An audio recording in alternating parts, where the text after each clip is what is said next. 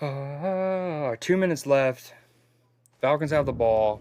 I mean, no, Eagles have the ball, but the Falcons have 3 timeouts.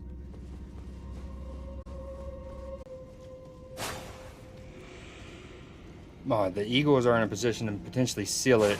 They're up 3 with the ball on the goal line, basically. I mean, not really. They're on the 10. Is it to Saquon? Oh, he dropped it. That would have been a first down.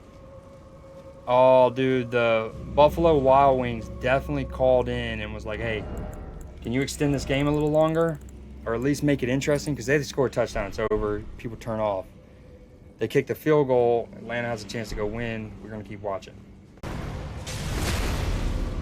Come on, Falcons. Make it interesting. Mooney's got the ball. They have no timeouts, though. A minute, they're going to have to spike the ball well and clock it well, etc.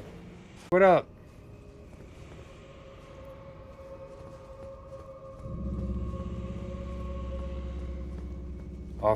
Your boy, old Darnell Mooney, looking good for the Falcons. I thought he would. Him with all the focus that's going to go on other Falcons weapons, he might just be the unknown commodity. All right, we're just running. We're going straight in. It was one of those things where I felt like the Texans were getting some calls in their favor, but they were at home. So you're like, some of these you're like, oh, man. Like when the play happens, you're like, that could go this way. It probably should go that way, but it's going to go towards the Texans because they're at home. Oh my God, the Falcons are already in freaking range. They got it. Wide open. Drake London. Oh, dude. Wow, 21-21. The Eagles do have 30 seconds, though, to just get in field goal range. Dude, what a route. Oh, my God. Slade just got destroyed by Drake London. Falcons game. Dude, what a route by Drake London. He just absolutely broke Slade's ankles. And then update every so often. Yo, that was a really big penalty. The excessive celebration, I guess. That just, wow, he hit it, but that excessive celebration made that a 48-yard extra point, I think they said. Like being a, tinfoil hat cynic, like, oh, they're going to call this for the Texans because A, they're at home, and B, CJ Stroud is like one of those next very close to being a face of the NFL kind of poster child, right? And so literally I'm watching the game with my nephew, and I'm like, there was a couple calls where I'm like, that's going to go to the Texans. This one might go because it's, CJ. And basically, I was like, Caleb is probably going to get to that state. But he's a year further behind CJ in getting that kind of, love. By the way, hell yeah, I beat that dungeon. It was a little harder than I would have liked. You definitely have to find the hidden paths. But that was easy. But anyways, the 2-play sequence where they initially flag for targeting, essentially, on that hit to Cole Kmet, I believe it was. And it was one of those, I immediately live go, there's going to be some football fans who don't think that's targeting because it's not the helmet to helmet that we're used to as being targeting. But people forget that it doesn't have to be helmet to helmet. One is if one person leads with the crown of their head, and then even if they hit somebody in their butt, if you go to tackle somebody with the crown of your head and you hit them in the butt, that should be a targeting, because the rule is in place not just to protect the ball carrier, it's also to protect the tackler. So he's not tackling with poor form. I'm a Steelers fan. I watched live Ryan Shazier make that tackle and get paralyzed because he does that and his spine compresses. So anyways, live, I'm like, there's going to be some people who don't like that, but that should be a targeting because I'm sorry. In that one, it wasn't really about the crown of the helmet. I thought it was forcible contact to the head or neck area. Obviously targeting has a lot of different nomenclature or whatever, but one of them is forcible contact to the head and neck area. And I thought that one qualified. I guess I brought up the crown of the helmet is because they both kind of are the same thing, where they're not your quintessential helmet to helmet. So a lot of football fans would be like, oh, that's soft. But whether it's the one person's shoulder, but the other one with the helmet, you know what I mean? Anyways, you get it. So they call that live.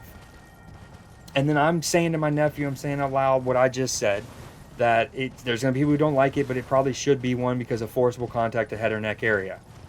And then I go, but they're probably not going to call it because CJ Stroud, national television, next face of the franchise. They confer. No, no flag. No flag. Falcons with a big dub. The ensuing play is the one where Caleb Williams. I forgot about these guys. The ensuing play is the one where Caleb Williams throws the ball away. And truth be told, it is an intentional grounding, but it was one of those, they don't call it live. And then when they start conferring, again, saying to my nephew, tinfoil hat, I go, watch, they're gonna do it. And so I just felt for Bears fans, because let's say hypothetically they were both the right calls in the end, which I don't think. I thought it should have been a targeting on the play before. But anyways, even if they were both right calls, it would have been one of those that's hard to swallow, because you have back-to-back plays, one where it's called and then they pick up the flag, negatively affecting the Bears. Then the ensuing play, they do not call something, and then flag, also affecting the Bears. And it's like, dude, having one of those swing plays like that where it's like nothing to something or something to nothing once in a game can be frustrating. Back-to-back plays in the fourth quarter, I'm like, what? Obviously they throw a punch. I'm sure you just said that. I'm about to read your messages here in a second. They throw a punch on what could have been a late hit, I think, and nothing's seen. And I like what the commentators said about it, where, Mike Tirico was talking about the concept of, people, it's a fine line, right? We don't want the game to be entirely officiated from New York, right? We want the referee on the field to be impactful. But they're not going to see everything. So it needs to be a middle. And that's what Mike Tirico, he's like, he goes, some people don't want the New York get involved. Some people only want the ref. He goes, I think the true answer is somewhere in the middle. Like, if it's something that's clearly missed, New York should be able to, I don't know. That one was hard to watch as a non-Bears fan. He might be 2 years behind CJ. In terms of face of the franchise, yeah. Especially, like, his meteoric rise and the, he's one of those that hasn't done anything controversial. Even when he's on podcasts, I think he says things that most people generally agree with. He actually keeps Micah Parsons. He checks him a lot, and that's a double whammy. Because, one, you have the kid who's, quelling the hyperbole that Micah's spitting. And then, of course, Micah being a Cowboy and everyone hating the Cowboys. It's anyways.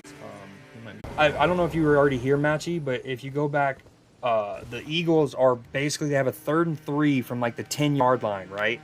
They could just get a first down and potentially run the rest of the clock out. They don't even need to score, but they throw it to Saquon in the flat and he drops it. And I literally go, jokingly, oh, that was a Buffalo Wild Wings moment where if the Eagles score there or get a first down, everyone turns the game off there.